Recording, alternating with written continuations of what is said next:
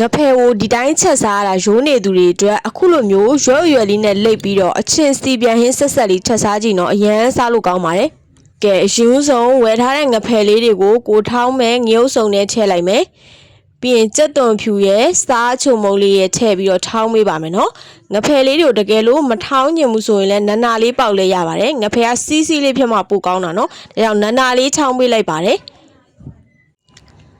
ကဲတေချာလေးညက်နေအောင်လို့ထောင်းထားပေးပြီးဆိုရင်တော့ငဖဲလေးတွေကိုရွက်ရွက်လေးနဲ့စလိုက်ပါမယ်ဒီရွက်ရွက်လေးကအိမ်မှာစိုက်ထားတာပေါ့နော်ဒီဟင်းလေးကဆေးဘက်လဲဝင်ထမင်းလဲမြိန်တဲ့ဟင်းလေးပါငဖဲကိုဒီတိုင်းချက်စားရတာရိုးလာပြီဆိုရင်တော့ဒီလိုလေးချက်စားကြည့်ပါအရန်ထမင်းမြိန်ပါတယ်ကဲရွက်ရွက်လေးတွေကိုငဖဲလေးတွေထည့်မယ်သူကအများကြီးထည့်ရင်လည်းပေါက်ထွက်ပြီးရှန်ကြကုန်တယ်ပေါ့နော်အဲ့တော့ငဖဲကိုအနေတော်လောက်ပဲနည်းနည်းလေးပဲထည့်မယ်နော်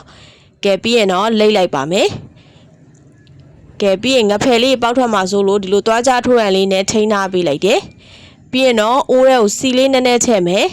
ပြီးရင်စောနာတော့ငါဒီငဖဲရွယ်ရွယ်လေးလေးချက်လိုက်ပါပြီးရင်ရေကအများကြီးမထည့်နဲ့နော်နည်းနည်းလေးပဲထည့်လိုက်မယ်ဒါလေးကိုရေလေးခန့်အောင်လို့တည်ထားပေးလိုက်ပါမယ်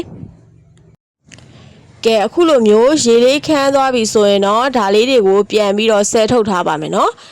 ဒီငဖက်ရွယ်လေးတွေကိုပြီးရင်အေးလေးခံပါနော်အေးလေးခံပြီးသွားပြီဆိုတော့မှဒီတွားကြထိုးရန်လေးတွေကိုဖဲထုတ်လိုက်မယ်ပြီးရင်တော့ကိုယ်စိတ်ကြအနေတော်ပိုင်းလေးပိုင်းဖြတ်လိုက်ပါနော်ကျမတော့3ပိုင်းလောက်ပိုင်းလိုက်တယ်နည်းနည်းသေးတာဆို2ပိုင်းလောက်ပိုင်းတယ်ပေါ့နော်သူကတော့ဒီမှာမသိရင်ရင်းကြီးလေးလေးလိုပဲနော်စားကျင်စရာလေးပါ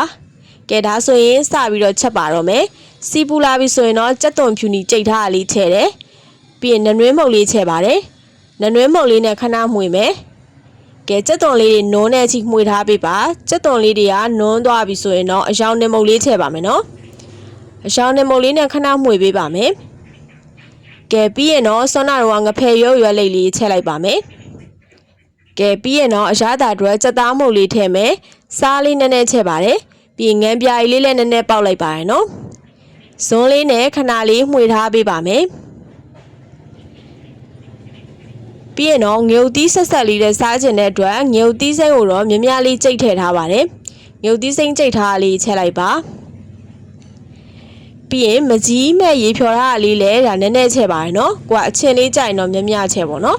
ကဲဇွန်းလေးနဲ့ခဏမှွေပေးမယ်ပြီးရင်ရေလေးချက်ပြီးတော့အဖုံးလေးအုပ်ပြီးတည်ထားပေးလိုက်ပါနော်